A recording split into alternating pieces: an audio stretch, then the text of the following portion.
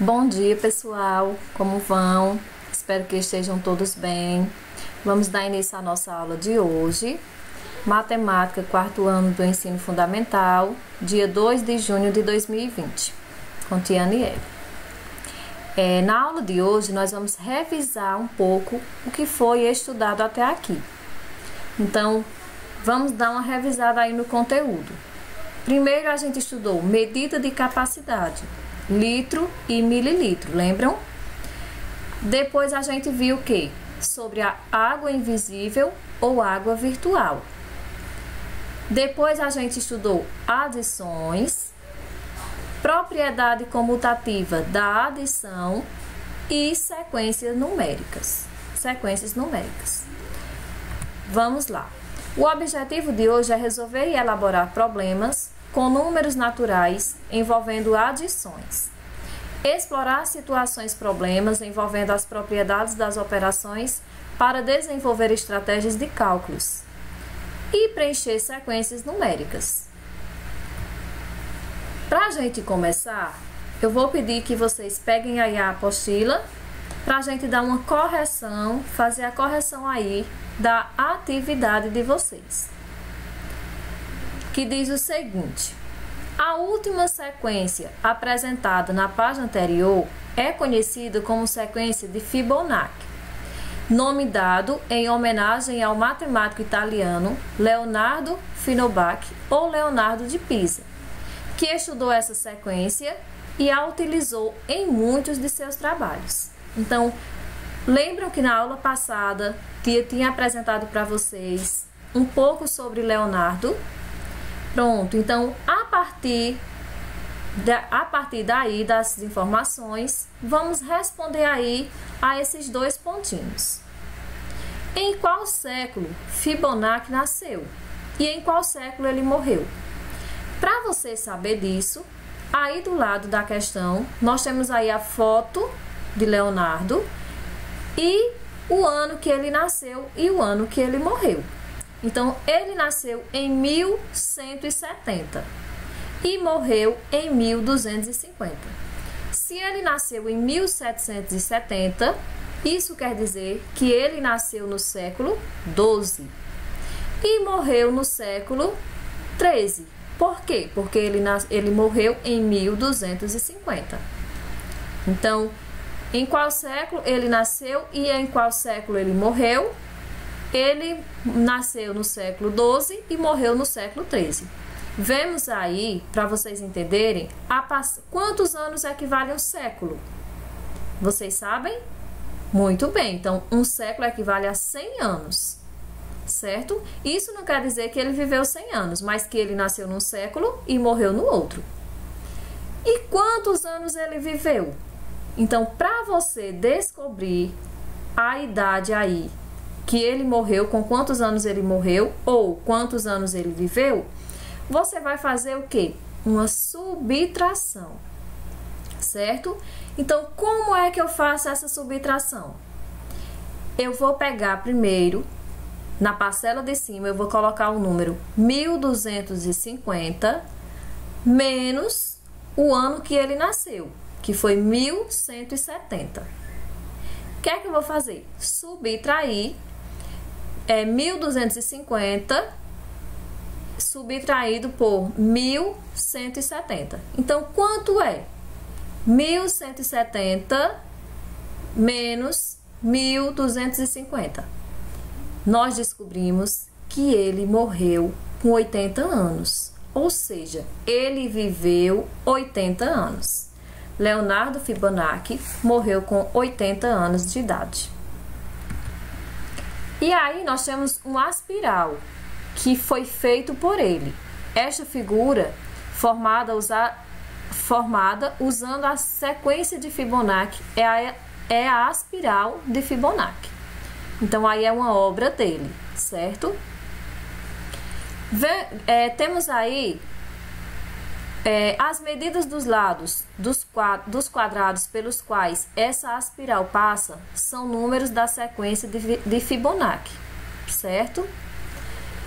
E nós temos aí a quinta questão, que pede o quê? Que você invente uma sequência começando com o número entre 20 e 30 e que use adições na sua formação. Descreva o segredo e escreva a sequência.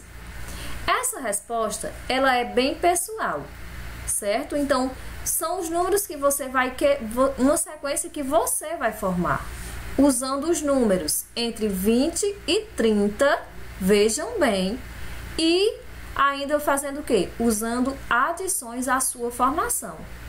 Então, eu espero que vocês tenham entendido. Já recebi muitas atividades. Parabenizo a todos que fizeram. Vocês estão nota 10, certo? Agora, a atividade foi bem leve, certo? Bem tranquila. Agora nós vamos revisar os conteúdos que a gente estudou até aqui. Como eu mostrei já para vocês aí, a gente começou estudando a unidade de medidas. Lembram? Que foi litros e mililitros. Qual é a letrinha que eu represento o nome litro? L. E mililitro? ml. Litros são usados em quantidades maiores e o mililitro são usados em quantidades menores. Por exemplo, o litro eu posso usar para quê? Para leite, para água, né? Para medir suco. Já o mililitro é usado mais para medir coisas bem menores. ml, certo? Por exemplo, um remédio. Quando o médico passa um remédio, ele vai passar para você tomar em ml, certo? Por quê? Porque é em pouca quantidade. Em uma receita, também eu costumo usar mililitro, ou seja, ml. Por quê? Porque eu vou adicionar poucas quantidades. Mas também eu posso usar litro, porque eu posso sim adicionar a uma receita alguma coisa equivalente a litro, certo? Então, o litro e o mililitro, onde eu posso usar? O litro em coisas maiores, certo? E o mililitro em quantidades menores. 1 litro vai equivaler a 1000 mililitros ou 1000 ml. Meio litro vai equivaler a metade de 1 litro, que é 500 ou 500 ml, certo? Quando eu digo que eu tenho 1/4 de 1 litro, 1/4 de 1 litro, eu posso representar por quê? Por o quê? Por 250 ml. Mas por quê? Porque quando eu falo em 1/4, eu quero dizer que eu estou dividindo esse 1000 em 4, certo? Em 4 partes iguais. Isso quer dizer que eu vou ter 250 ml, ou seja, 1/4 equivale a 250 ml. Pois, se eu somar 250 mais 250, 500. Mais 250, 750. Mais 250, 1000. Então, 1/4 de 1 litro equivale a 250 ml, certo? Eu tenho aí um exemplo para vocês, que diz o seguinte: quantos copos de 250 ml são necessários para fazer 1,5 litro de suco? Então, essa aí é uma perguntinha que você tem que pensar. Eu vou encher uma garrafa de 1,5 litro e meu copo só cabe 250 ml. Quantos copos eu vou precisar então para encher essa garrafa? Vamos lá. São necessários 6 copos. Por quê? Porque se eu multiplicar 6 vezes 250, eu vou obter 1.500. Ou seja, 6 copos de 250 ml vai ser igual a 1.500 ml ou 1,5 litro. Deu para entender? Então, é isso aí que eu quero que vocês entendam, certo? 1 litro equivale a 1000, meio litro a 500, certo? E agora vamos revisar um pouquinho da água invisível ou virtual. O que é essa água? É a água utilizada na produção de alguns produtos. Lembram que a gente viu lá no livro de vocês, tem uma tabelinha lá com alguns produtos, né? E o total de água em cada produto.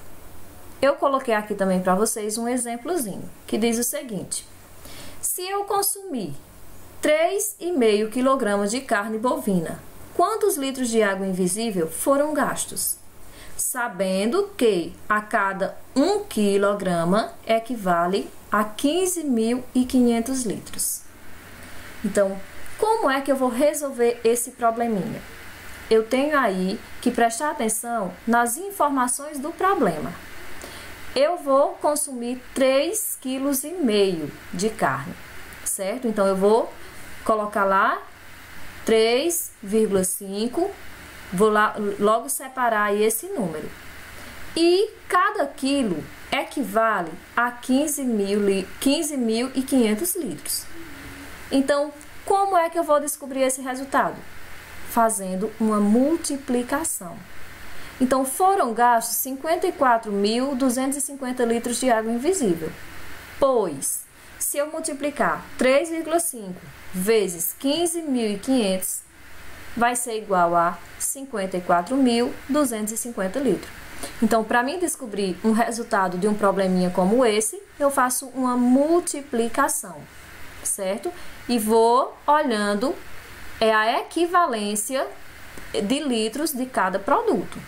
Então, para mim fazer, eu preciso calcular e saber qual é a equivalência de cada produto aí de água invisível ou virtual.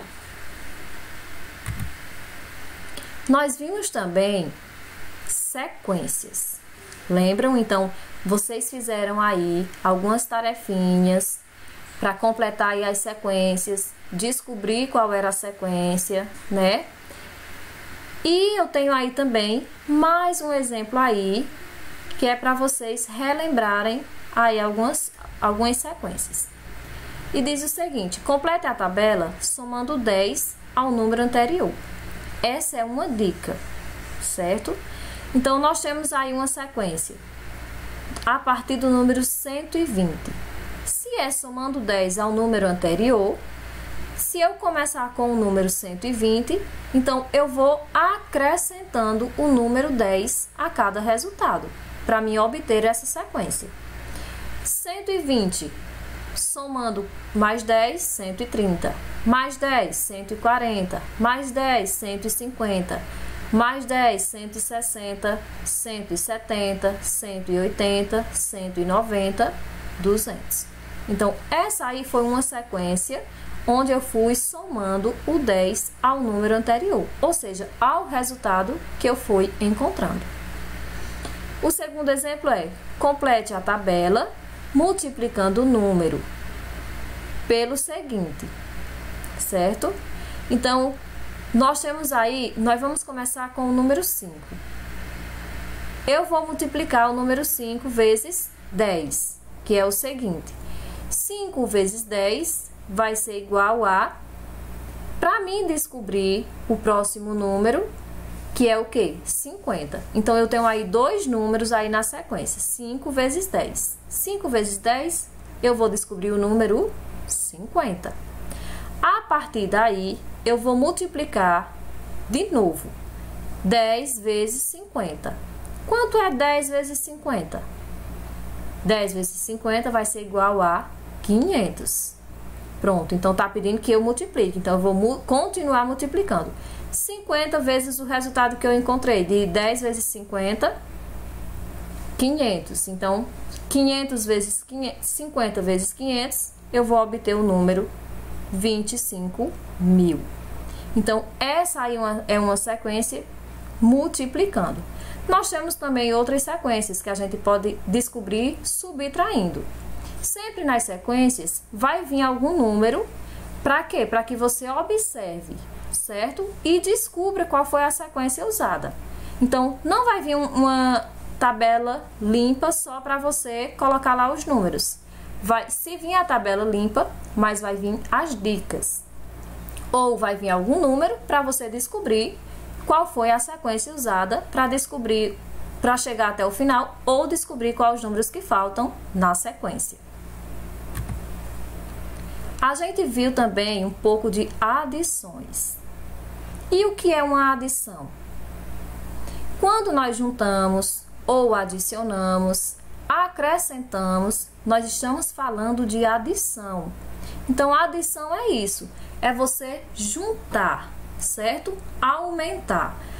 Quando eu falo em adições, eu estou falando em aumentar, em juntar, acrescentar. Essa é a ideia de adição. Uma adição, ela é feita de parcelas e o seu resultado é chamado de soma. Então, em uma adição, nós podemos ter várias parcelas, a partir de 2, no caso.